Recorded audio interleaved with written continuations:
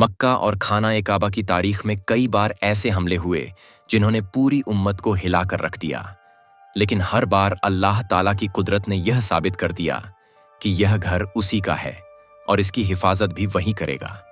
सबसे पहला और मशहूर वाकया है वाकया ए फील। यह वाकया हुजूर ए अकरम की पैदाइश से कुछ ही अरसा पहले पेश आया।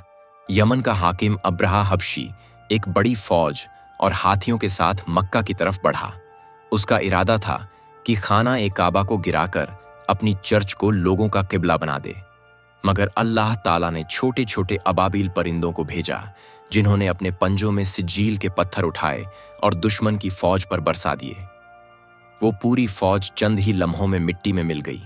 यह वाकया इस बात की दलील बना कि खाना ए काबा अल्लाह की अमानत है और इसकी हिफाजत इंसानी ताकत से नहीं बल्कि अल्लाह की रहमत से होती है। इसके बाद इस्लामी दौर में भी मक्का पर हमले हुए। साल 883 ईस्वी में बैटल ऑफ मक्का हुआ। तुलुनीद हुकूमत की फौजों ने मक्का पर हमला किया। उनका मकसद मक्का पर सियासी कब्जा करना था। इस लड़ाई की क़यादत मोहम्मद बिन सराज ने की, मगर अब्बासी हुक्मरानों ने उन्हें शिकस्त दी और मक्का का निज़ाम फिर से बहाल किया। सबसे दर्दनाक हमला सन 930 ईस्वी में हुआ, जब करामिता नाम के गलत राह पर चलने वाले फिरके ने हज के दिनों में मक्का पर हमला किया। हजारों हाजियों को शहीद किया गया, लाशों को जमजम के कुएं में डाल दिया गया और यहां तक कि हजरे अस्वद को उखाड़कर अपने साथ बहरीन ले गए। ये नाकाबिले तसव्वुर वाकया तकरीबन 20 साल तक मुसलमानों के लिए दर्द और आजमाइश बना रहा। आखिरकार हजरे अस्वद वापस लाया गया, मगर इसने पूरी उम्मत को गहरे सदमे में डाल दिया। आगे चलकर सन 1979 में फिर एक बड़ा वाकया पेश आया, जिसे ग्रैंड मस्जिद सीज़्यू कहा जाता है।